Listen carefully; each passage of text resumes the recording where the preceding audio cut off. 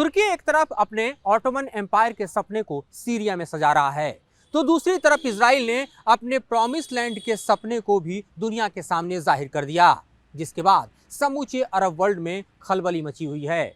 नमस्कार, मैं हूं मधुरेंद्र कुमार और आप देख रहे हैं मेरे साथ रणनीति। और आज चर्चा रणनीति में इजराइल के उस ख्वाब की जिसे साकार करने के लिए इजराइल ने दरअसल अपने अरबी ट्विटर हैंडल से एक ऐसे नक्शे को दुनिया के सामने रखा जो कि इजराइल के प्रॉमिस लैंड का सपना है, यानी वो इलाका जहां पर इजराइल का दावा है कि उसके पूर्वज शासन किया करते थे, जिसे वो अपनी पवित्र भूमि मानता है, जिसे वो अपनी समूची ताकत के जरिए अर्जित करने के लिए बार बार अपने ख्वाब को दुनिया के सामने सजोता रहा है।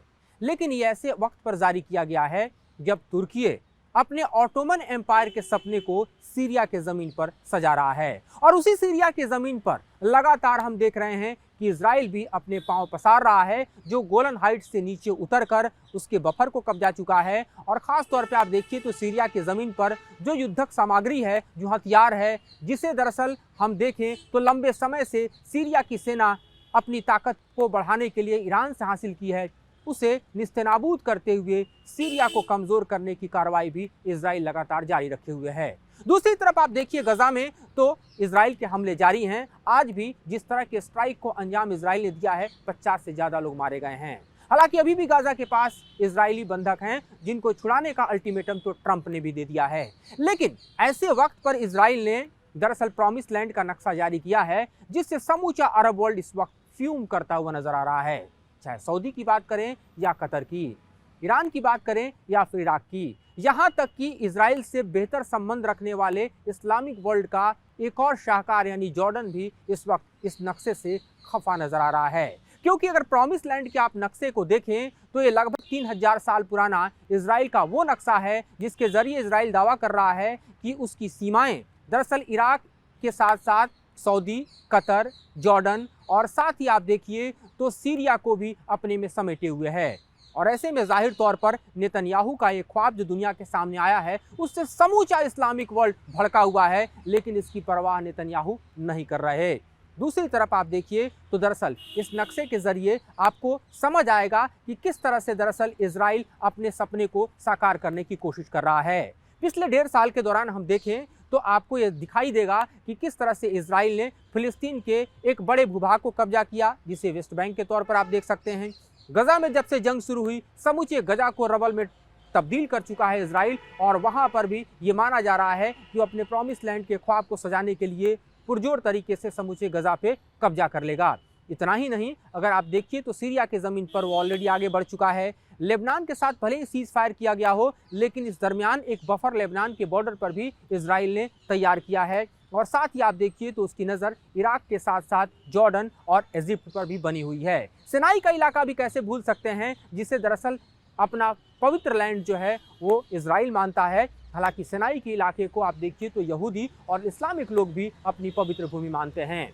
लेकिन इस ट्वीट के मायने क्या हैं, इसे समझना बेहद जरूरी है। इस मैप के मायने क्या हैं और क्या है नेतन्याहू का ख्वाब, इससे रूबरू होना आज जरूरी है, क्योंकि ये नक्शा ऐसे ही जारी नहीं किया गया। ये नक्शा ऐसे ही अरब ट्विटर हैंडल से जारी नहीं हुआ, बल्कि इसके ठोस मायने हैं और इसकी एक पुरजोर तैयारी इजराइल करता हुआ भी दिखाई दे रहा है, जो अपने विस्तारवाद को हवा देने के लिए, आगे बढ़ाने के लिए अपनी सीमाओं को फैला रहा है। और आने वाले दिनों में जिस तरह से वो फैल रहा है और जिस तरह से ट्रंप जो है वो उसको समर्थन देते नजर आ रहे हैं, जो कि अगले 4 साल तक अमेरिका के राष्ट्रपति रहेंगे, उससे साफ दिखाई दे रहा है इजराइल अपने वर्तमान सीमाओं को फैलाते हुए गजा सहित फिलिस्तीन को कब्जा कर सकता है। सीरिया में कदम बढ़ा रहा है, जहां उसे अब सीधे तौर पर तुर्की से टकराना होगा। और अब ईरान से बड़ा थ्रेट अगर कहीं देखें तो इस्लामिक वर्ल्ड में इजराइल के लिए है कोई तो तुर्की है, और उससे टकराने की तैयारी भी इजराइल ने शुरू कर दी है। जिस तरह से हथियारों के प्रोक्योरमेंट को लेकर नेतन्याहू हरी झंडी देते नजर आ रहे हैं, जिस तरह से एयर डिफेंस सिस्टम को खरीदने की तैयारी इजराइल कर रहा है, तो जाहिर तौर पे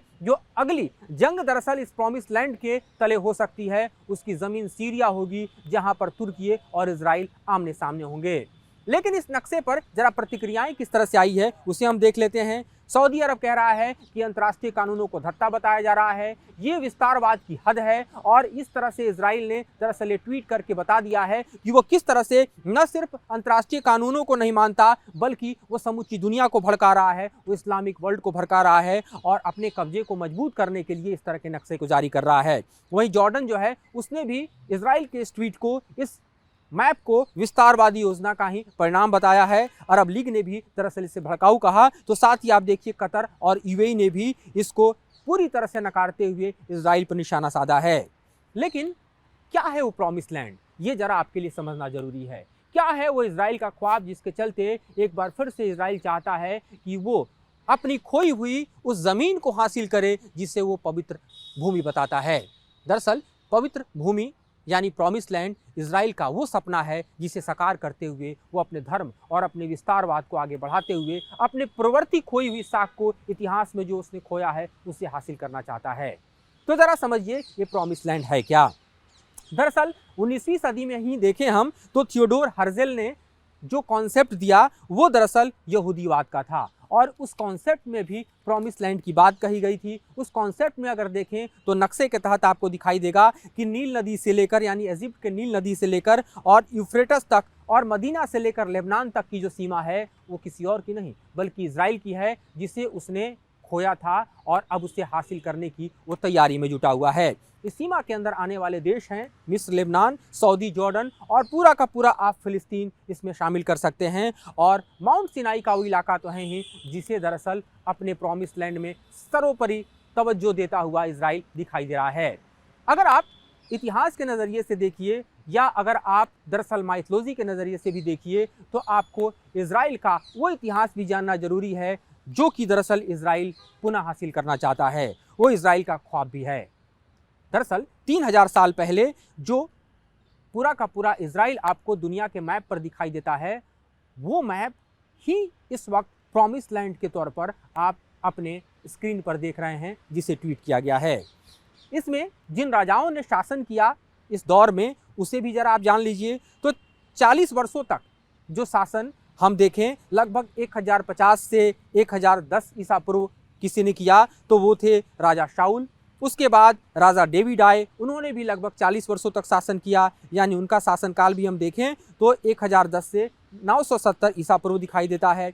उसके बाद सोलोमन का शासन इस भूभाग पर हुआ जो 970 से 931 ईसा पूर्व रहे। और उसके बाद आप देखिए तो कई राजा इस शासन काल में आगे बढ़ते रहे और तकरीबन 120 साल का ये शासन आपको जो दिखाई दे रहा है वो इसी प्रॉमिस लैंड पर हुआ जिसे अपनी सबसे पवित्र भूमि इजराइल मानता है, जिसे वो अपने धर्म, अर्थव्यवस्था, अपने विस्तार और अपने अतीत को सजो कर रखना चाहता है। लेकिन जरा सोचिए कि क्या ये संभव है तब जबकि ये जो समूची प्रॉमिस लैंड की भूमि है वो आज की तारीख में एग्जिस्ट करने वाले कई देशों के रूप में दिखाई दे रही है। चाहे आप जॉर्डन के रूप में देखिए, इजिप्ट के रूप में देखिए, आप सीरिया के रूप में देखिए, आप इराक के रूप में देखिए, ये तमाम ऐसे भूभाग हैं जो कि इस वक्त अपने दावे में इजराइल शुमार कर रहा है। लेकिन इसे हासिल करना क्या आसान होगा? ये आसान भले ही ना हो, लेकिन इजराइल की सोची समझी रणनीति का हिस्सा जरूर है जिसमें इजराइल अपने विस्तारवाद पर मुहर लगवाना चाहता है और दरअसल ये बताना चाहता है कि उसकी भूभाग, उसकी ज़मीन, उसका प्रॉमिस लैंड तो इतना बड़ा है,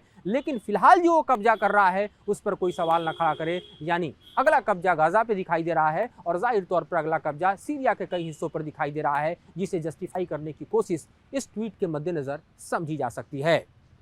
तो पूरा का पूरा इस्लामिक वर्ल्ड इस पर अपनी प्रतिक्रिया जाहिर कर रहा है, लेकिन आने वाले दिनों में इसका परिणाम क्या होगा ये देखना बेहद दिलचस्प होगा।